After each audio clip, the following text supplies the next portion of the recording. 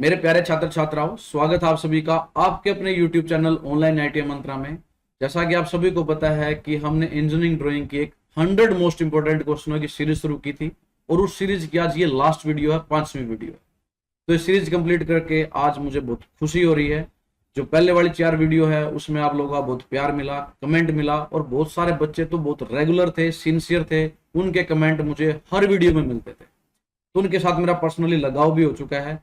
तो वो बच्चे अपने कमेंट में अपने जो अनुभव है वो जरूर बताएं कि उसको ये सारी वीडियो कैसी लगी, कैसे उसको क्वेश्चन समझ में आए। इसके अलावा वो ये भी बताएं कि वो किस आईटीआई से संबंध रखते हैं। अपनी डिस्ट्रिक्ट का नाम लिख के कमेंट में जरूर डाल दें। और अब ये सीरीज कंप्लीट हो जाएगी, तो इस वीडियो के बाद आपको टेलीग्राम चैनल पर, जिसका लिंक आपको डिस्क्रिप्शन बॉक्स में भी मिल जाएगा और स्क्रीन पर भी लिखा होगा, उस चैनल को ज्वाइन कर ले। वहां मैं इसकी पीडीएफ भी डाल दूंगा, वो डाउनलोड कर ले ताकि पेपरों के टाइम पे आप आसानी से उसकी रिवीजन कर सको, तैयारी कर सको। और जिस बच्चे ने अभी तक वो 4 वीडियो नहीं देखी पहले वाली, वो वीडियो भी देख ले। और चैनल पर अगर नया है तो चैनल को सब्सक्राइब कर ले, बेल आइकन को प्रेस करके नोटिफिकेशन ऑन कर ले, ताकि आगे आने वाली जितनी वीडियो है, बाकी जो स्टडी मटेरियल है दूसरे सब्जेक्टों का, वो भी उसको मिलता रहे। तो अब ज्यादा वक्त गवाए बिना शुरू करते हैं आज की वीडियो हमारे क्विज के 2 क्वेश्चनों से। आइए शुरू करते हैं। तो प्यारे साथियों, ये रहा हमारा क्विज का क्वेश्चन नंबर फर्स्ट। क्वेश्चन इस प्रकार है, एरो हेड की लंबाई कितनी होती है? ये आपने बताना है कि जो एरो हेड की लंबाई है वो मोटाई की 2 गुनी होती है, मोटाई की 4 गुना होती है, मोटाई के बराबर होती है या मोटाई के 3 गुना होती है। तो इसका जवाब आप कमेंट बॉक्स में जरूर देंगे।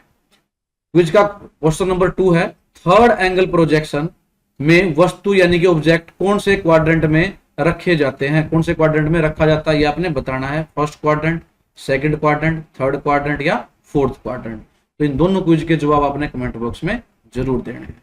अब शुरू करते हैं हमारे आज की वीडियो के नेक्स्ट क्वेश्चन, यानी क्वेश्चन नंबर 81।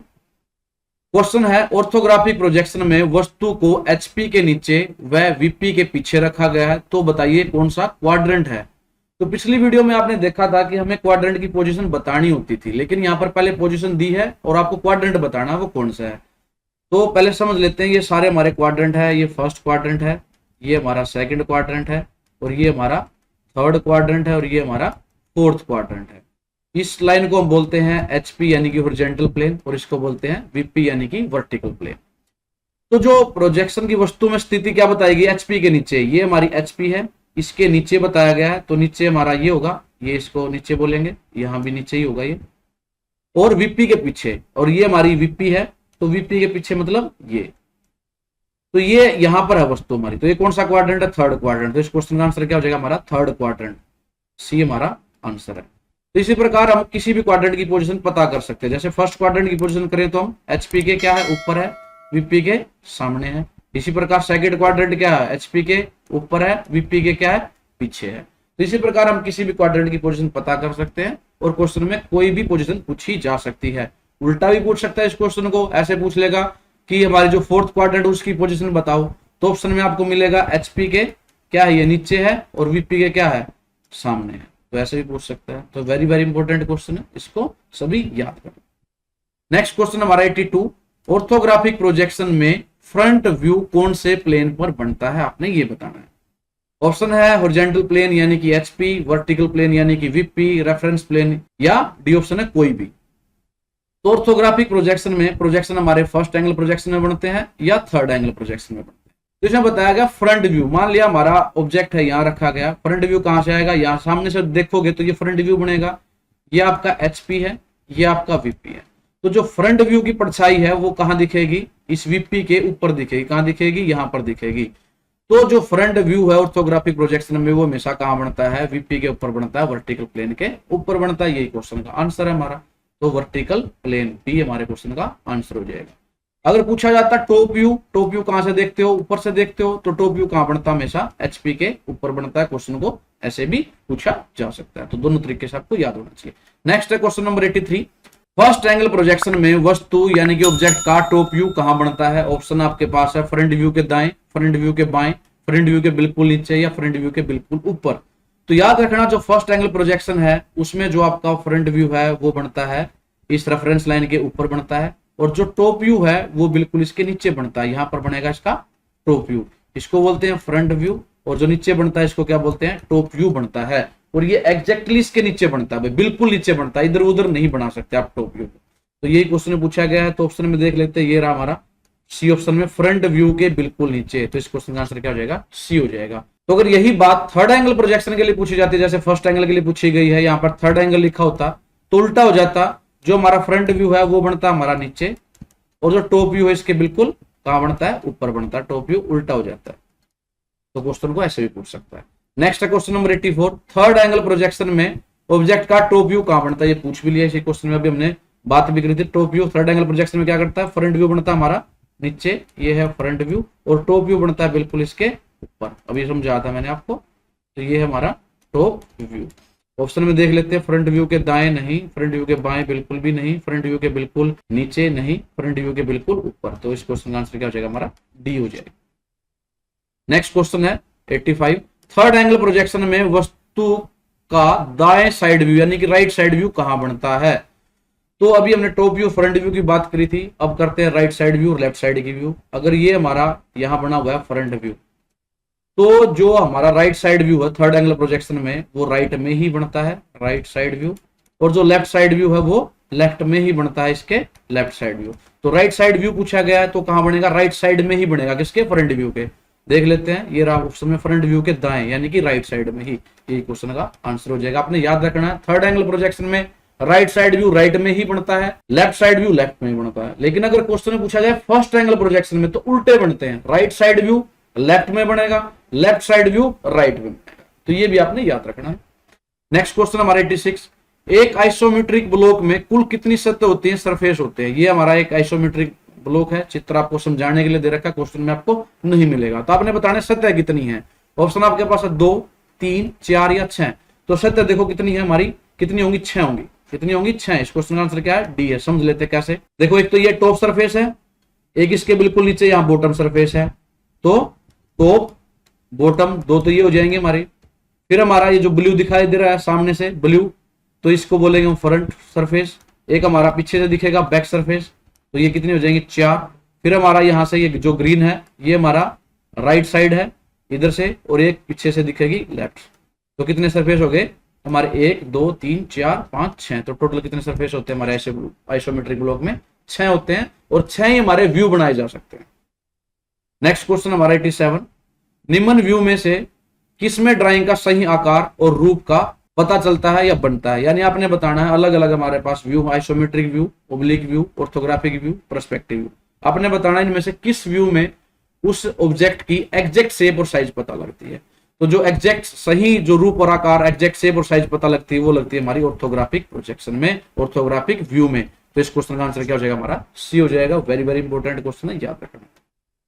नेक्स्ट क्वेश्चन हमारा, ऑब्जेक्ट और प्रोजेक्शन को मिलाने वाली रेखाएं क्या कहलाती हैं। हमारा जो ऑब्जेक्ट है और जो प्रोजेक्शन है, यहाँ पर हम अगर इसको देखते हैं तो इसको जो मिलाने वाली जो ये लाइनें हैं, इन लाइनों को हम क्या बोलते हैं, इन लाइनों को बोलते हैं हम प्रोजेक्टर। क्या बोलते हैं, प्रोजेक्टर। ऑप्शन में देख लेते हैं कहां पर है, डैश लाइन नहीं, सेंटर लाइन नहीं, प्रोजेक्टर। ये रहा सी ऑप्शन में। इस क्वेश्चन का आंसर क्या हो जाएगा हमारा, सी हो जाएगा। नेक्स्ट क्वेश्चन हमारा 89, ऑर्थोग्राफिक प्रोजेक्शन में टॉप व्यू कौन से प्लेन पर बनता है। ये भी हम समझ चुके हैं, ये ऑर्थोग्राफिक प्रोजेक्शन है, ये हमारा एचपी है, ये वीपी है। ये अगर ऑब्जेक्ट यहाँ रखा गया है तो अगर टॉप से बनाएंगे तो व्यू कहां बनेगा, एचपी के ऊपर बनेगा। एचपी का मतलब हॉरिजॉन्टल प्लेन। तो ऑप्शन में देख लेते हैं, ए ऑप्शन में ही रहा हमारा हॉरिजॉन्टल प्लेन। तो इस क्वेश्चन का जो आंसर है वो क्या हो जाएगा, ए हो जाएगा। जो ऑर्थोग्राफिक प्रोजेक्शन में है, टॉप व्यू कहां बनता है, हमेशा एचपी के ऊपर बनता है, और फ्रंट व्यू कहां बनता है हमारा, पूछा जाए तो वीपी के ऊपर। तो ये आपने याद रखना है। नेक्स्ट क्वेश्चन हमारा 90, थर्ड एंगल प्रोजेक्शन में वस्तु की स्थिति क्या होगी। ये भी हम कई बार कर चुके हैं। थर्ड एंगल प्रोजेक्शन कहाँ होता है, थर्ड एंगल प्रोजेक्शन में जो हमारा ऑब्जेक्ट है कहाँ रखा जाता है, थर्ड क्वाड्रेंट में रखा जाता है। ये आज कुछ का क्वेश्चन भी था। थर्ड एंगल प्रोजेक्शन में जो ऑब्जेक्ट है थर्ड क्वाड्रेंट में रखेंगे, फर्स्ट एंगल प्रोजेक्शन में जो वस्तु रखी जाएगी फर्स्ट क्वाड्रेंट। तो यहाँ जो पूछा गया है थर्ड क्वाड्रेंट में जो ये वस्तु है ऑब्जेक्ट, इसकी स्थिति क्या है। ये आपका एचपी है, ये वीपी है। तो इसकी जो स्थिति है एचपी के क्या है, ये नीचे है, वीपी के क्या है, पीछे है। तो ये देख लो कहां पर ऑप्शन में है, एचपी के नीचे और वीपी के पीछे। ये रहा डी ऑप्शन में, एचपी के नीचे, वीपी के पीछे। तो इस क्वेश्चन का आंसर क्या हो जाएगा, डी हो जाएगा। तो स्थिति के कई क्वेश्चन आ चुके हैं, वेरी वेरी इंपॉर्टेंट है, आपको चारों क्वाड्रेंट की स्थिति पता होनी चाहिए। नेक्स्ट क्वेश्चन 91, आइसोमेट्रिक व्यू निम्न में से किस प्रकार का व्यू है। 1 dimensional view, 2 dimensional view, 3 dimensional view, 4 dimensional view. अभी एक क्वेश्चन हमने किया था ऑर्थोग्राफिक का। जो ऑर्थोग्राफिक व्यू होता है वो किस प्रकार का व्यू होता था हमारा, 2 डायमेंशनल, क्योंकि एक टाइम में हम 2 डायमेंशन लेते हैं। लेकिन जो आइसोमेट्रिक व्यू है वो 3 डायमेंशनल होता है। कैसा होता है, 3 डायमेंशनल होता है। तो इस क्वेश्चन का जो आंसर है वो क्या हो जाएगा, सी हो जाएगा। इसमें एक ही समय में हमारी तीनों डायमेंशन ऐसे ली जाती है। और ये जो एंगल होता है ये कितने डिग्री का होता है, 30 डिग्री का। तो तीनों डायमेंशन एक साथ ली जाती है, इसलिए जो आइसोमेट्रिक व्यू होता है वो हमारा 3 डायमेंशनल होता है। नेक्स्ट क्वेश्चन करते हैं, कौन से व्यू में गन यानी कि क्यूब के तीनों फेस प्लेन के साथ समान कोण बनाते हैं। 3 तरह के व्यू होते हैं हमारे, dimetric view, trimetric view, isometric view. और ऑप्शन में पर्सपेक्टिव व्यू भी दे रखा है, ये वैसे अलग होता है। तो आपने बताना है इनमें से जो क्यूब के तीनों फेस प्लेन के साथ क्या बनाएंगे, बराबर इक्वल एंगल बनाएंगे, तो वो कौन सा व्यू होता है। तो वो होता है हमारा आइसोमेट्रिक व्यू। कौन सा होता है, आइसोमेट्रिक व्यू। इस क्वेश्चन के लिए आंसर क्या हो जाएगा हमारा सी। और जो ये बराबर कोण जो बनते हैं वो कितने बनते हैं, 120 डिग्री के। तीनों कोण क्या होंगे, 120 डिग्री, 120 डिग्री के। ये भी आपने कोण भी याद रखना। नेक्स्ट क्वेश्चन है 93, कौन से व्यू में घन यानी क्यूब के 2 फेस प्लेन के साथ समान कोण बनाते हैं। अभी हमने बात करी तीनों फेस, अगर तीनों फेस बराबर कोण बनाए तो उसको बोलते हैं आइसोमेट्रिक। यहां पूछा है 2 फेस अगर बराबर कोण बनाए तो उसको बोलते हैं डायमेट्रिक व्यू। याद रखना है, क्या बोलते हैं, डायमेट्रिक व्यू। ये ऑप्शन हमारा आंसर हो जाएगा। और जो ट्राइमेट्रिक व्यू है इसमें कोई भी फेस बराबर कोण नहीं बनाता, सारे के सारे अनइक्वल होते हैं, बराबर कोण नहीं हो सकते। तो अगर पूछे कि तीनों फेस अलग अलग कोण बनाते हैं तो कौन सा व्यू होगा, ट्राइमेट्रिक। 2 फेस अगर समान कोण बनाए, बराबर कोण है, उसको डायमेट्रिक। तीनों कोण बराबर बनाए उसको आइसोमेट्रिक। तीनों आपने याद रखने हैं। नेक्स्ट क्वेश्चन है हमारा 94, आइसोमेट्रिक व्यू में झुकी लाइनें यानी कि ओब्लिक लाइन हॉरिजॉन्टल के साथ कितना कोण बनाती हैं। देखो जो आइसोमेट्रिक व्यू है ऐसे बनता है, ये आइसोमेट्रिक का एक साइड ये होती है और 2 साइड हमारी ऐसे होती है। तो ये इंक्लाइंड लाइन है, ये जो कोण है ये पूछा गया है, ये कितना होता है, ये होता है हमारा 30 डिग्री का। ये आपने याद रखना है। ऑप्शन देख लेते हैं कहां पर 30 डिग्री, ये रहा। तो इस क्वेश्चन का आंसर क्या हो जाएगा हमारा, ये हो जाएगा 30 डिग्री। नेक्स्ट क्वेश्चन हमारा 95, आइसोमेट्रिक लंबाई किसके बराबर होती है, खालिस्तान इंटू वास्तविक लंबाई। यानी कि isometric length is equal to गुणा में एक्चुअल लेंथ।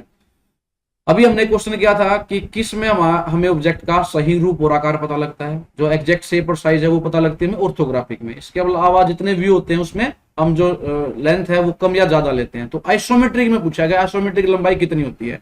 तो जो आइसोमेट्रिक लंबाई वो कम होती है, वो कितनी कम होती है, तो यहाँ पर जो फैक्टर होता है वो 0.82 होता है। 0.82 से हम गुणा करते हैं, ये हमारा आंसर हो जाएगा इस क्वेश्चन के लिए। तो जो आइसोमेट्रिक लंबाई वो हमेशा एक्चुअल लंबाई से कम होगी, कितनी, 0.82 से गुणा कर दोगे। अगर एक्चुअल लंबाई कितनी है, 100 मिलीमीटर है, तो जो आइसोमेट्रिक लंबाई वो कितनी हो जाएगी, 0.82 से गुणा कर देंगे। 0.82 में पॉइंट हटा होगा, नीचे क्या आ जाएगा, 100 हो जाएगा, 100 से 100 कट जाएगा, तो वो 82 mm हो जाएगी। वास्तविक कितनी है, 100, आइसोमेट्रिक कितनी आई, 82 mm। तो ये कम करके हम इसमें लेते हैं, ये फार्मूला आपने याद रखना है। नेक्स्ट क्वेश्चन 96, वृत्त यानी कि सर्कल का आइसोमेट्रिक व्यू यह आकृति होती है। आपने बताना है ये हमारा सर्कल होता है, तो इसका जो आइसोमेट्रिक व्यू है वो कैसा बनता है, वो शेप कैसी होगी। ऑप्शन आपके पास है, गोला यानी कि स्फीयर, दीर्घवृत्त यानी कि एलिप्स, वर्ग यानी कि स्क्वायर, आयत यानी कि रेक्टेंगल। तो जो हमारा ये सर्कल है इसका जो आइसोमेट्रिक व्यू है वो इस प्रकार से बनता है। ये शेप, इस शेप को हम क्या बोलते हैं, एलिप्स बोलते हैं। क्या बोलते हैं, एलिप्स बोलते हैं, दीर्घवृत्त बोलते हैं। ये इस क्वेश्चन का हमारा आंसर हो जाएगा। ये रहा बी ऑप्शन में, एलिप्स यानी कि दीर्घवृत्त। तो सर्कल का जो आइसोमेट्रिक व्यू है क्या होगा, दीर्घवृत्त है। ये भी आपने याद रखना है। नेक्स्ट क्वेश्चन है 97, वर्ग यानी कि स्क्वायर का आइसोमेट्रिक व्यू यह आकृति होती है। अब जैसे सर्कल का बताया आपने, अब किसका बताना है, जो स्क्वायर है जिसकी चारों साइडें बराबर होती हैं, अगर इसका आइसोमेट्रिक व्यू बनाना पड़ जाए तो वो किस प्रकार से बनेगा, वो इस प्रकार से बनेगा। और यह आकृति क्या हो जाएगी हमारी, इसको बोलते हैं हम रोम्बस। क्या बोलते हैं, रोम्बस यानी कि समचतुर्भुज। ऑप्शन में देख लेते हैं, समानांतर चतुर्भुज नहीं, ये रहा समचतुर्भुज, रोम्बस। तो इस क्वेश्चन का आंसर क्या हो जाएगा, बी। तो आपने देखा सर्कल का जो आइसोमेट्रिक व्यू क्या होता है, एलिप्स होता है, और जो स्क्वायर यानी कि वर्ग है उसका आइसोमेट्रिक व्यू क्या होता है, रोम्बस समचतुर्भुज होता है। अगर यही क्वेश्चन में रेक्टेंगल होता तो रेक्टेंगल का जो आइसोमेट्रिक व्यू है वो बनता है हमारा पैरेललोग्राम बनता है। क्या बनता है, पैरेललोग्राम। ये भी आपने याद रखना, ऐसे भी क्वेश्चन पूछ सकता है। नेक्स्ट क्वेश्चन हमारा 98, ओब्लिक व्यू में लाइनें किस कोण पर झुकी होती हैं। जो हमारा ओब्लिक व्यू है वो इस प्रकार से बनता है भाई। ये हमारी ओरिजेंटल लाइन है जिसकी ये साइड है, 2 साइड एक दूसरे के परपेंडिकुलर होती है, तीसरी साइड ऐसे एंगल पे होती है। तो ये एंगल हमारा होता है 45 डिग्री। ये आपने याद रखना है। जैसे आइसोमेट्रिक में ये था हमारा 30 डिग्री का, यहाँ पर ओब्लिक व्यू पूछा गया, ओब्लिक व्यू में जो एंगल कितना होता है 45 डिग्री का। ऑप्शन में देख लेते हैं, ये रहा हमारा बी, तो इस क्वेश्चन का आंसर क्या हो जाएगा बी 45 डिग्री। नेक्स्ट क्वेश्चन है 99, आयत यानी कि रेक्टेंगल का आइसोमेट्रिक व्यू यह करती होती है। अभी हमने बताया भी था पिछले क्वेश्चन में, ये हमारा रेक्टेंगल है, इसका अगर आइसोमेट्रिक व्यू बनाना पड़ जाए तो इस प्रकार से बनेगा। इसको हम क्या बोलते हैं पैरेललोग्राम बोलते हैं। ऑप्शन में देख लेते हैं, ये रहा समांतर चतुर्भुज यानी कि पैरेललोग्राम। इस क्वेश्चन का आंसर हमारा हो जाएगा ए। तो सर्कल का क्या था दीर्घवृत्त, स्क्वायर का क्या था रोम्बस, और आयत है रेक्टेंगल है, उसका आइसोमेट्रिक व्यू क्या है पैरेललोग्राम। तीनों आपने याद रखना है। नेक्स्ट क्वेश्चन है, और ये लास्ट क्वेश्चन नहीं है, इसके बाद एक और है बोनस का क्वेश्चन है, वो सीरीज कंप्लीट होने का एक बोनस क्वेश्चन है, इंपॉर्टेंट क्वेश्चन है, वो भी देखना आपने। तो पहले 100 नंबर कर लेते हैं। तो ये 100वां क्वेश्चन है, अक्षरांकन यानी कि लेटरिंग में कौन सी शैली में अक्षरों की मोटाई बराबर होती है। देखो लेटरिंग में हम अक्षर लिखते हैं A to Z और गिनती हैं 0 to 1। तो आपने बताना है कि इनमें से जो शैली है, शैली का मतलब होता है फॉन्ट, जैसे आजकल कंप्यूटर में फॉन्ट होते हैं तो पहले शैलियां होती थी, 4-5 शैलियां ही थी, ज्यादा नहीं थी। तो आपने बताना किस शैली में जो अक्षरों की मोटाई है वो बराबर होती है। ऑप्शन आपके पास है italic letter, gothic letter, roman letter या टेक्स्ट लेटर। तो जो मोटाई बराबर होती है वो किस में होती है गोथिक लेटर में होती है। तो इस क्वेश्चन का आंसर क्या हो जाएगा बी हो जाएगा। और यही हम इंजीनियरिंग ड्राइंग में प्रयोग भी करते हैं। अगर क्वेश्चन इस प्रकार से पूछ ले कि इंजीनियरिंग ड्राइंग में हम किस शैली का प्रयोग करते हैं, तो भी आंसर हमारा गोथिक लेटरिंग होगा, क्योंकि हम इंजीनियरिंग ड्राइंग में भी जो मोटाई रखते हैं अक्षरों की वो बराबर ही रखते हैं, कम ज्यादा नहीं करते। बाकी भी देख लेते हैं, अगर हमारे अक्षरों की मोटाई कम ज्यादा है तो उसको हम क्या बोलते हैं रोमन लेटर बोलते हैं। क्या बोलते हैं रोमन लेटर बोलते हैं। और अगर हमारे अक्षर झुके हों किसी भी एंगल पर उसको हम इटैलिक लेटर बोलते हैं। और अगर हमारे अक्षर डिजाइनदार हैं उसको बोलते हैं टेक्स्ट लेटर। डिजाइनदार मतलब जैसे ए ऐसे लिखी जाती है, कई बार स्टाइल में हम ऐसे भी लिखते हैं, तो अगर स्टाइल में लिखा गया टेक्स्ट लेटर बोलते हैं। बराबर मोटाई है तो गोथिक लेटर बोलते हैं। अगर बराबर मोटाई नहीं है, कम ज्यादा मोटाई, तो रोमन लेटर बोलते हैं। और अगर वो झुके लेटर हैं किसी एंगल पर, तिरछे हैं, जैसे बी सीधा ऐसे लिखते हैं, तिरछा ऐसा लिखा जाएगा, तो उसको इटैलिक लेटर बोलेंगे। तो ये चारों शैली आपको पता होनी चाहिए, कोई भी क्वेश्चन में पूछ सकता है। नेक्स्ट क्वेश्चन है 101 नंबर, ये आपका वीडियो का बोनस क्वेश्चन है और आज की वीडियो का लास्ट क्वेश्चन भी है। देख लेते हैं, इटैलिक जो लेटर है वर्टिकल से कितने कोण पर झुके होते हैं। अभी हमने बात करी, जो इटैलिक लेटर है किसी एंगल पर झुके होते हैं, तो वो कोण बताना कितने एंगल पर वो झुके होते हैं। देखो जैसे बी है, बी ऐसे लिखी जाएगा सीधा, तो ये जो कोण बना हमारा हॉरिजॉन्टल के साथ ये कितना है 90 डिग्री का। लेकिन अगर झुकाकर लिखें ऐसे, अगर बी लिखना ऐसे हो, तो ये हमारा हॉरिजॉन्टल है और ये हमारा वर्टिकल है। तो ये जो कोण है या ये जो कोण बना है हमारा इसके साथ वर्टिकल के साथ, ये आपने बताना है। तो ये वैल्यू आपने याद रखनी कितनी होती है 15 डिग्री। तो ये क्वेश्चन का आंसर क्या हो जाएगा हमारा ये हो जाएगा 15 डिग्री। इस क्वेश्चन को वो ऐसे ही पूछ सकता है कि इस लेटर में, इटैलिक लेटर में जो हॉरिजॉन्टल के साथ है ये जो कोण है वो कितना बनेगा। तो आपने याद रखना, ये जो अगर हॉरिजॉन्टल के साथ पूछे तो ये हमारा कोण बनेगा 75 डिग्री का। कितना बनेगा 75। वर्टिकल के साथ 15 डिग्री, हॉरिजॉन्टल के साथ 75 डिग्री। तो दोनों ही आपने ये बातें याद रखनी है, ये भी इंपॉर्टेंट क्वेश्चन है। तो मेरे प्यारे साथियों, इस प्रकार से ये पूरी सीरीज कंप्लीट हो जाती है। उम्मीद है आप लोगों को पूरी सीरीज की सारी वीडियो पसंद आई होंगी। तो कमेंट करके जरूर बताएं कि आप लोगों को ये पूरी सीरीज कैसी लगी। अपने व्यू जरूर बताएं कमेंट में, या कोई प्रॉब्लम होती है तो मेरा व्हाट्सअप नंबर आपको स्क्रीन पर दिखाई दे रहा होगा। जरूर बताएं कि मुझे इस क्वेश्चन में प्रॉब्लम आई, मैं आपके हर क्वेश्चन का जवाब जरूर दूंगा। या कमेंट करके बताएं, आपने देखा होगा कि मैं आपके जितने भी कमेंट आते हैं सभी का जवाब जरूर देता हूं। तो धन्यवाद आप सभी का पूरी सीरीज को देखने के लिए। जल्दी मिलेंगे हमारी नेक्स्ट वीडियो में, तब तक के लिए जय हिंद।